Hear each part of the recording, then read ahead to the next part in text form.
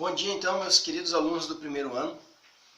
Nós vamos continuar aqui as nossas aulas sobre os nossos paradidáticos, né? No caso em questão, os meninos da Rua Paulo, que vai ser objeto aí de avaliação da nossa primeira P. Então, para esse trimestre, nós vamos ter os meninos da Rua Paulo e o Caçador de Pipas. Tá? Aí, professor, mas esses livros são de literatura estrangeira, o que tem a ver com a gente? É que assim, né, pessoal, nós brasileiros, se a gente não se esforçar, nós vamos ler só literatura brasileira, tá? Porque ela é muito rica, ela é muito grande, ela é muito extensa, então dá para passar a vida inteira estudando só literatura brasileira, tá? Mas esse não é o caso, principalmente em tempos aí do mundo globalizado, com problemas globais, né? Nós precisamos sim, né, conhecer a literatura de outros países.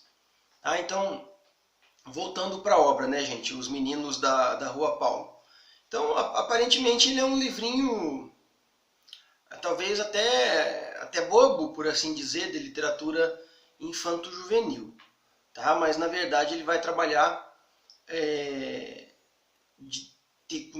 sobre temas muito profundos, muito importantes, né, que é até uma característica dos clássicos, né, que esses temas são sempre atuais, pois são temas relevantes para a humanidade, né, para as coletividades em si. Tá? Então esse livro, pessoal, ele foi escrito em 1907 por Ferenc Molnar. Tá? Me desculpem se não for essa a exata pronúncia do nome do autor.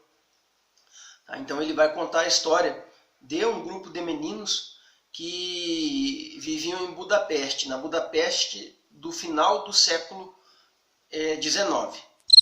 Tá? Desculpa, no final do século... Pera aí, pessoal.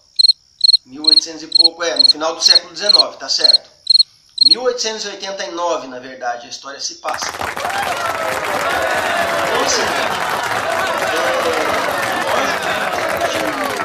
canonicidade, vamos dizer assim, né, em termos de divulgação universal, tal, esse livro não é um crime e castigo do Dostoiévski, né?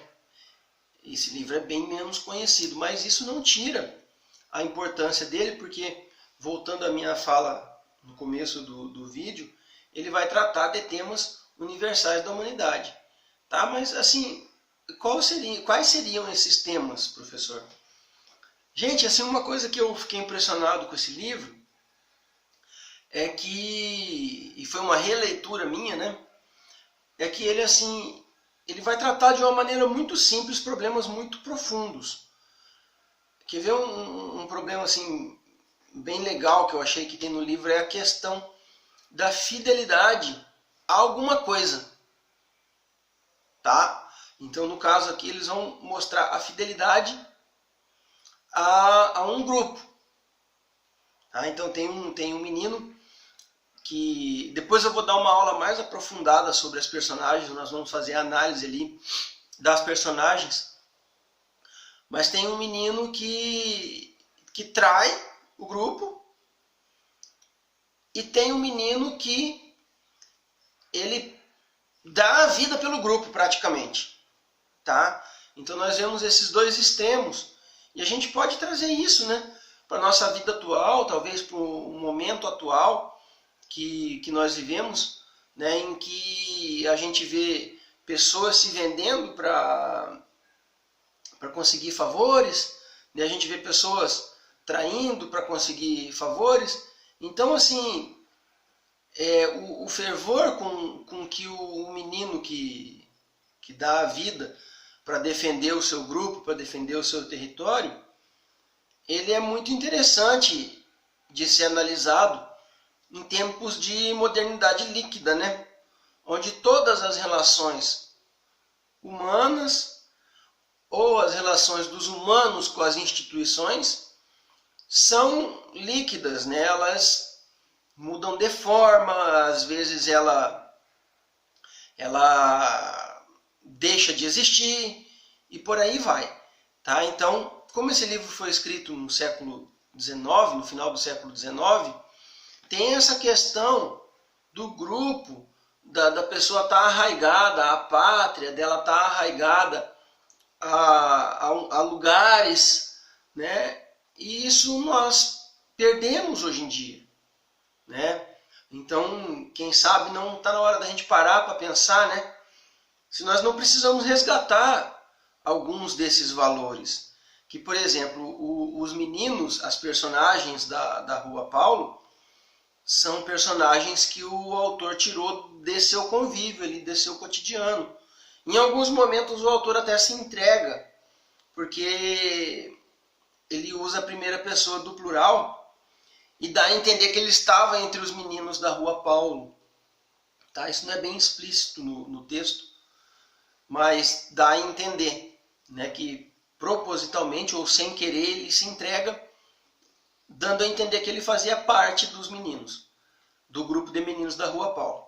Então assim, né, pessoal, igual eu estava falando, será que não está na hora da gente recordar, da gente resgatar alguns valores?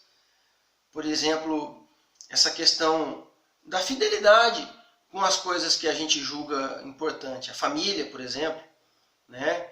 Então, esse livro ele traz essas reflexões para nós, tá?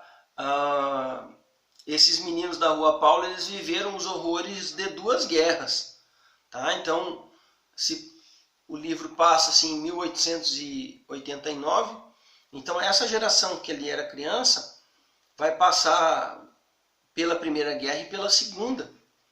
Aí parece que eles treinavam para a vida no Grund, que era o terreno que eles defendiam, né? Ali parece que eles treinavam para a vida.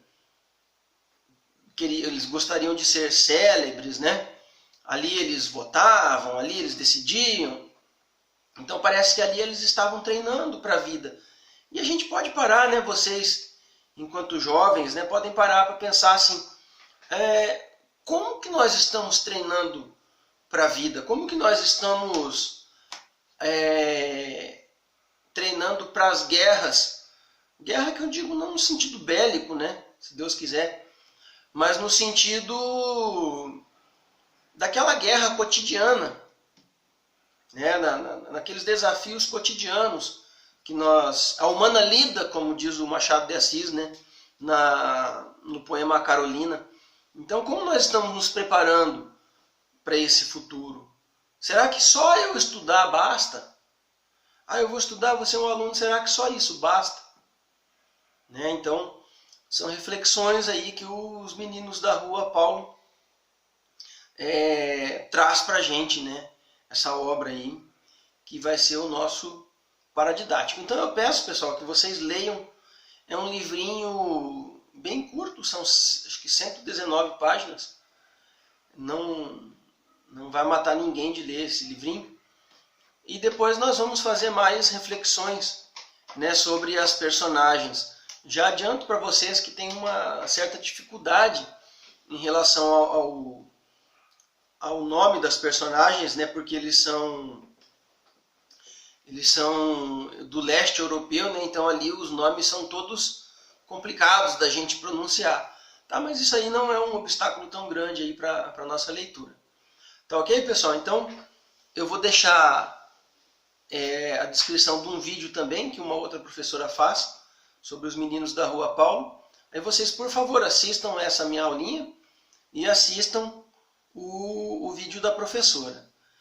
Para encerrar, pessoal, em 30 segundos, a minha aula que eu deixei num canal que eu tenho lá no YouTube, que é exclusivo para vocês, teve até uns dias atrás 15 visualizações. Nós somos quase 180 alunos. Significa que a grande maioria não está acessando o conteúdo que o professor disponibiliza. Aí o que acontece? Na hora de fazer a prova, não deu tempo, está difícil. Mas é porque o aluno não deu uma olhadinha na aula, na disciplina. Tá? Daí realmente tudo fica mais difícil, pessoal. tá? Então eu peço para vocês, olhem, assistam as aulas, tá? E estudem para as avaliações.